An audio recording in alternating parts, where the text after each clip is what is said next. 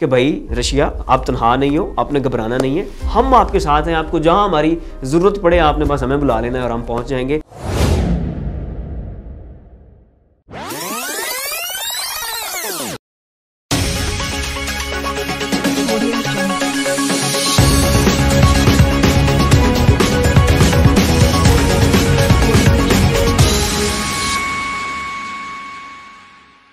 नाज़रीन अस्सलाम वालेकुम, आप देख रहे हैं हमारा यूट्यूब चैनल और फेसबुक पेज और मैं हूं आपका मेज़बान गालिब सुल्तान। नाज़रीन, तुर्की की हमेशा ये कोशिश रही है कि वो कभी भी मुकम्मल तौर पर रशिया की तरफ झुकाव जाहिर ना करे, कभी भी मुकम्मल तौर पर अमेरिका की तरफ ना गिरे, बल्कि तुर्की ने हमेशा ये कोशिश की है कि दोनों ब्लॉक्स के साथ एक बराबरी के सतह के तल्लुकात रखे जाएँ, दोस्ती रखी जाए, मोहब्बत रखी जाए और दोनों अतराफ़ में अपने मफादात का तहफ़्फ़ुज़ किया जाए और कभी भी अपने सारे अंडे किसी एक के टोकरे में ना डाले जाएं।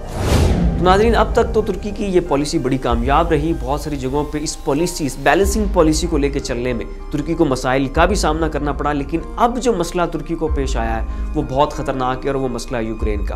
अब एक तरफ वेस्ट अमेरिका यूक्रेन के इत्तेहादी के तौर पर खड़े हैं, उसके साथ खड़े हैं, उसे बैक कर रहे हैं। तुर्की भी नेटो का एलाय है, उसका इत्तेहादी है और नेटो की पॉलिसी के तहत तुर्की के ऊपर वाजिब है कि वो यूक्रेन का साथ दे और तुर्की यूक्रेन का साथ दे रहा है। तुर्की ने यूक्रेन को ड्रोन्स भी दिए और वही ड्रोन्स इस्तेमाल करते हुए यूक्रेन ने रशिया के खिलाफ बहुत सारी अपनी वो अचीवमेंट्स हासिल किए हैं। और वो ड्रोन कोई आम ड्रोन नहीं थे, बड़े डेडली किस्म के ड्रोन थे, बड़े लाजवाब ड्रोन थे और इस बात का गुस्सा रशिया को बहुत है और इसी वजह से रशिया जो है वो तुर्की को लेके बहुत ज़्यादा सर्द हो चुका है। इसके साथ अपने वो ताल्लुकात की वो महराज नहीं रही है जो पहले रही करती थी। तो इसलिए अब तुर्की के लिए यहाँ पे तुर्की बड़ा फंस चुका है, बड़ी क्रिटिकल सिचुएशन में है कि एक तरफ उसका नेटो का अलायंस जाता है, एक तरफ अमेरिका जाता है, एक तरफ यूरोप जाता है और यूक्रेन जाता है और दूसरी तरफ रशिया खड़ा है। और रशिया के साथ अगर उसकी रस्साकशी शुरू होती है, ताल्लुकात ख़राब होते हैं तो वो बर्डन भी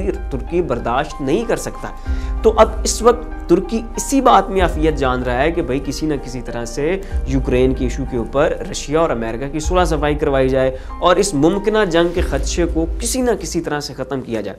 तो नाजरीन, इसी के पेश नज़र रजब तैयब एर्दोगान ने पुतिन को कॉल की है और उनसे कहा है कि जनाब थोड़ी सी मेहरबानी करें और मेहरबानी ये करें कि ज़रूरी तो नहीं है कि आपने जंग के बलबोते के ऊपर और बंदूक के ज़ोर के ऊपर ही सारे मसले हल करने हैं। आप आएँ, हमारे साथ बैठें, बैठ के डिस्कशन करें, बातचीत करते हैं और बातचीत करके कोई हल निकालते हैं। और जब रजब तैयब एर्दोगान ने यह बयान दिया तो उनके इस बयान को और इस फ़ोन कॉल को बहुत ज़्यादा सराहा गया और ख़ासकर यूक्रेनियन प्रेसिडेंट जो ज़ेलेंस्की हैं उन्होंने रजब तैयब एर्दोगान के इस फ़ोन कॉल का बड़ा खैर मकदम किया। लेकिन पुतिन ने रजब तैयब एर्दोगान के इस फ़ोन कॉल को कोई लिफ्ट नहीं करवाई और उन्होंने कहा कि भाई हम कोई मुफाहमत नहीं कर सकते, कोई कुछ नहीं हो सकता, यूक्रेन हमारा है, कल नहीं तो आज हमने इसे ज़रूर हथियाना है। तो नाजरीन, जैसे ही फिर रशिया ने यह बयान दिया, रशिया के बयान के ऊपर फिर बयान आता है अमेरिका का और अमेरिका ये कहता है कि भाई फिर अगर तुमने इन्वेड ही करना है और तुमने ये कसम खा ली है और इसके बगैर तुमने नहीं रखना तो ये बात याद रख लो कि अब ये क्रीमिया वाला मामला नहीं होगा। हम तुम्हें चुपचाप आके यूक्रेन को इन्वेड करने नहीं देंगे, बल्कि अब यूक्रेन की हिफाजत के लिए अमेरिका भी आएगा, यूरोप भी आएगा और उसका नेटो का अलायंस भी आएगा। तो नाजरीन, अब जब अमेरिका ने बयान दिया यूक्रेन की फेवर में तुर्की के बयान के ऊपर, तो फिर साथ ही चाइना का बयान भी आ गया इसकी फेवर में, रशिया की फेवर में। और चाइना ने यह कहा है कि भाई रशिया आप तनहा नहीं हो, आपने घबराना नहीं है, हम आपके साथ हैं, आपको जहां हमारी ज़रूरत पड़े आपने बस हमें बुला लेना है और हम पहुंच जाएंगे। और उन्होंने चाइना ने साथ ये भी कहा है कि भाई आपका S-400 ही किसी की टक्कर का नहीं है, आपका S-300 ही किसी की टक्कर का नहीं है और इसका जो आप नेक्स्ट वर्जन बना रहे हैं जो कि S-550 का जिसे आप नाम दे रहे हैं, ये तो आपके पास वो एयर डिफेंस सिस्टम है, अगर ये आपके पास है तो आपको कौन छेड़ सकता है। तो एक तो चाइना ने उनके डिफेंस इक्विपमेंट्स की और उनके एयर डिफेंस सिस्टम्स की बहुत ज़्यादा तारीफों के पुल बांध दिए और साथ ये कहा कि भाई हम आपके साथ हैं, आपने परेशान नहीं। तो ये नाज़रीन एक हालिया बयानबाजी हुई है।